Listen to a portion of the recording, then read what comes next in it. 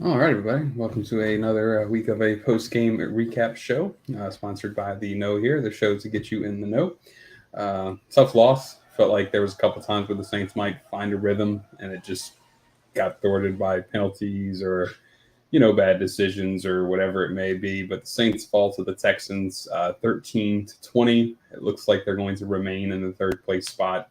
Um, the Fortunately, the Falcons lost. The Panthers looked like they were going to win for a second, but wound up turning that around into a loss as well. Um, but yeah, initial reaction for me is just got to get something better on offense, man.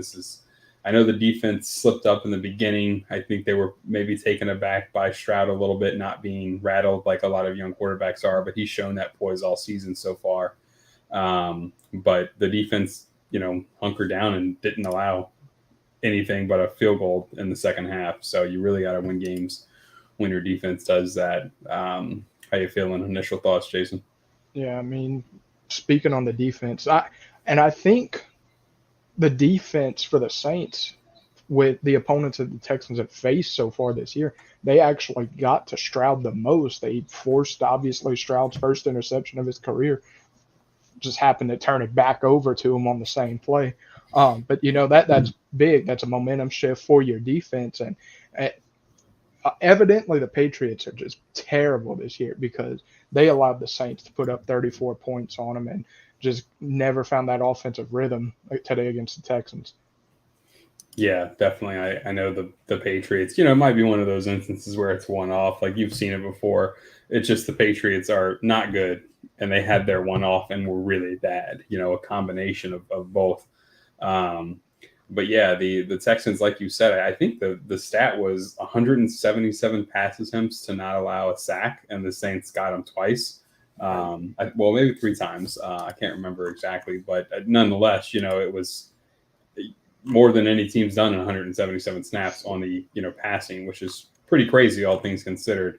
The Saints defense, as we know, is definitely um, the real deal. They're fun to watch. They're like I said, that first half just looked kind of out of character for them, but they found a way to make it work. It was a little interesting to see the I don't want to say like repeated use of Alvin Kamara because that's who you want to be using repeatedly, but um, he was finding holes out of the backfield, and then two plays in a row you put him and Derek Carr in shotgun, and you're running the ball from there, and then you're throwing it behind the sticks from there towards the end there, and it just didn't quite make sense, and didn't make points either, right? So Yeah, yeah, and I mean a lot of obviously because the Texans came into this game with I think third, the 11th highest scoring offense in the league. So I mean, for the Saints defense to really hold them to 20 points, your offense can't turn around and put up 21 to win you the game. It's, it's terrible offense today. yeah. And a lot of people will focus in on Groupie, and don't get me wrong, he needs to make those kicks. I'm not excusing him, but at the same time, like when you're holding an offense to 20 points in the NFL week after week after week after week, and you're not even scoring 21 to win those games. I think that's the second time the Saints have allowed 20 points or more to be scored in the game, and we're still losing. Like that shouldn't be a thing, but um, it's definitely a thing right now, unfortunately for the Saints. But yeah, I'm still not completely sold on Groupie being the wrong decision, right? Just because Will Lutz struggled his rookie year. He was cooking low or Right, kicking right. low. He was getting a lot of things tipped, a lot of things blocked. So I still think Groupie, he doesn't seem phased, which is number one for me, right? Missing that Yeah, 29, 24-yard chip shot, whatever it was, shouldn't happen. But he doesn't get in his own head, which is a good sign for a young kicker. But you really just when your quarterback's throwing for 353 yards on 50 pass attempts, 51 total, because Taysom Hill threw the ball as well once. I, I just don't understand how you score 13 yeah. points with 51 pass attempts. Like And I that mean, is just obviously the Texans, their defense isn't terrible, right. but for us to only like, why did we get away from the run game? Hmm. We ran so well against the Patriots, and our offense produced. So I just don't understand why we got so far away from the run game when it wasn't working so much in the first half. But there's no reason Derek Carr should be throwing 50 passes in a game. Yeah, especially with a bad AC joint, right? Like, just you're not doing yourself any favors. And I think also that we can look at pass defense or pass rush defense all the time, pass blocking all the time, but when you're not doing what the Texans did and just stretching out that defensive line, making them run sidelines, you're not doing yourself any favors. It feels like too many times in a row the Saints get like one negative run play and they're like, well, we're not doing that anymore. We're done. Like, we're just gonna sling the ball and hope for the best. Um, but it just feels like, you know, I mean, not only did he throw the ball 50 times, but he had 32 completions. Like, that feels crazy to lose a game with 13 points when you're completing the ball 32 times. Like, that's just One, a very, it very high almost number. feels like it almost feels like they were kind of forcing the envelope with it because of the miscommunication and the miscues on offense. Right. I A number of times, the wide receivers, running backs, tight ends, they were off the mark with Carr, and it kind of seemed like they had to keep going to the passing game to try and find that rhythm with it. And I mean, towards in the middle of the second half, they were able to find some consistency with it, but it just looked bad today. Yeah. Yeah, and I mean the consistency is going to come with like more completions, right? But it feels like way too often we're trying to, like, the second, third, and fourth down at the end of the game. There, you're throwing to the end zone, like, way too often. The Saints are trying to get these 20, 30 yard chunk plays, and With all three timeouts. right, exactly. You're it just Drew Brees made a career out of nickel and diming guys, right? Like, he's going to take those little slant. That's why him and Michael Thomas are such a deadly duo, because like that's what he wants to do. Like, he's going to like just tire you out. He's going to take 6, 7 minutes off the clock, and that's how he wins football games, and that's how he put up all the stats that he put up. And I don't understand why those last couple of drives where they were giving Derek Carr like the outside lanes, and we were getting 4, 5, 6, 3 yards. You can win football games like that. Teams are going to let you do that. And if you just keep doing that, number one, you're not going to give up as many offensive holding penalties because your line's not holding as long. They're not blocking as long. Number two, those defensive linemen are going to get tired because they're having to turn and, potentially make a tackle over the middle every time. And it feels like it's what we need to do. And we just aren't going that direction. And I'm not Yeah. still not sure why, but we can only harp on so many things over and over again so many times. So we'll kind of hop into the other games. Like I said, the Falcons fell to the Commanders. Me and Marcelo kind of discussed that game earlier. I thought the Falcons, that game was going to be so hit or miss because Sam Howell is so inconsistent in the sense of 1 week he'll look like he's the next Brock Purdy, and the next week he looks like he's the next Jamarcus Russell, right? Like, it just, I Yeah. don't really know, his game yet. So, And speaking um, of Brock Purdy, that game just went final. The 49ers missed field goal right at the end of the game, so they fall to a Deshaun Watson-less Browns team, 19-17. yep, and that feels just as crazy as everything else that's happened today because, um, the 49ers were one of the last unbeaten, and just didn't pull that game out in the end. Um, Christian McCaffrey also went down.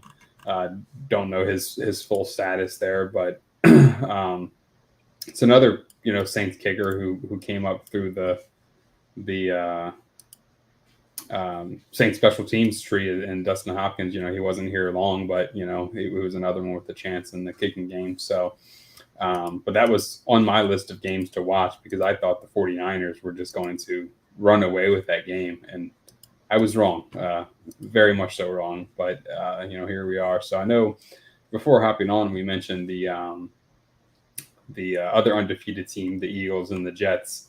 Um, it's another instance where that's a team that you should beat. You may get complacent, you may lose, so that'll be a fun one to watch as well. It's on now. It started at 3:25, and then also in the 3:25 slate we have the Buccaneers going against the Lions. which is important for the Saints, obviously, because we can't let the Buccaneers get too far away in regards to making um, a gap. So we have Baker Mayfield's already thrown an interception after 2 punts, and the Lions were able to score a field goal in their first drive. So that'll be one to watch for Saints fans as well. And But one more game, looking at the morning slate, the Saints are going to be on a short week with the Thursday night matchup back in the Dome against Jacksonville. Jacksonville put up 37 against the Colts today, 37-20. They picked up the victory. Yeah, Jacksonville is another one of those young teams that, similar to the Texans, it might not be this year or next year for them, but it's coming. Like they're doing all the right things to make something out of what they're building. And I actually wrote a piece at this point. Lawrence, the injury.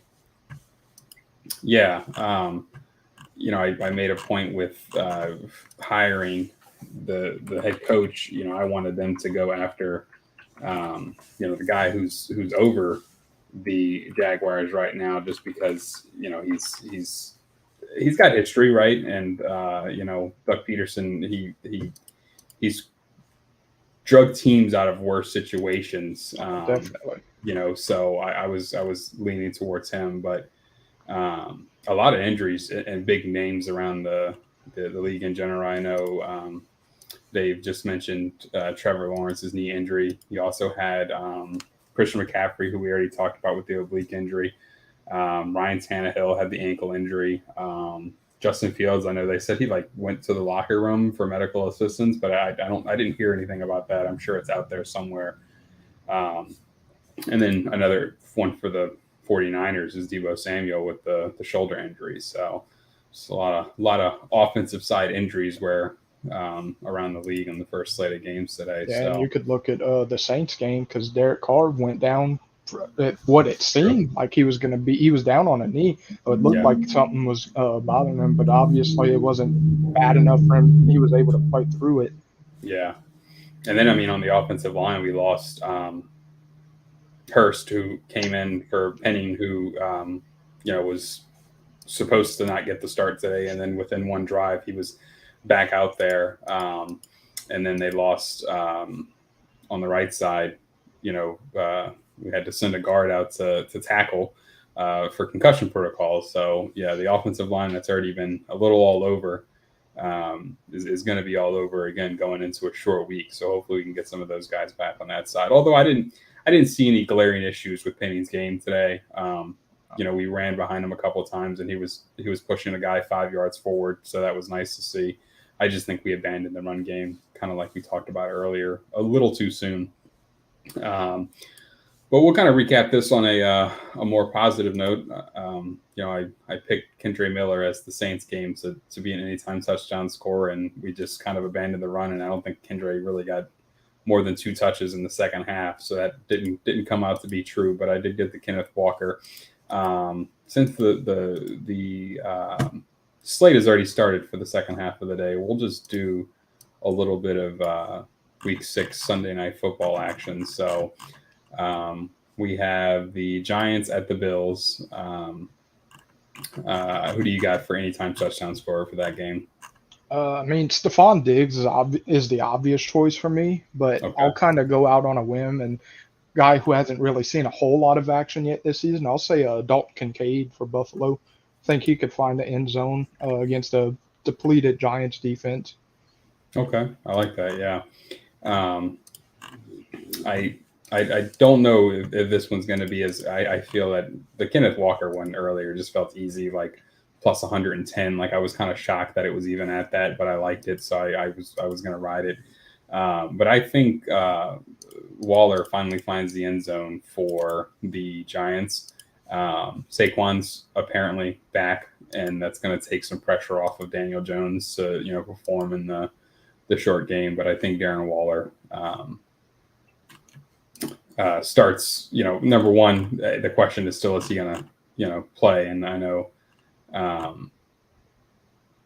they said he's trending in the right direction, listed as questionable, but I think he finds a way to play, and I think he finds the end zone today. So that's going to be mine. But other than that, we'll wrap this up. Again, Saints fall to the Texans 13-20. They will remain third in the NFC South. We have our eye on that Tampa Bay game.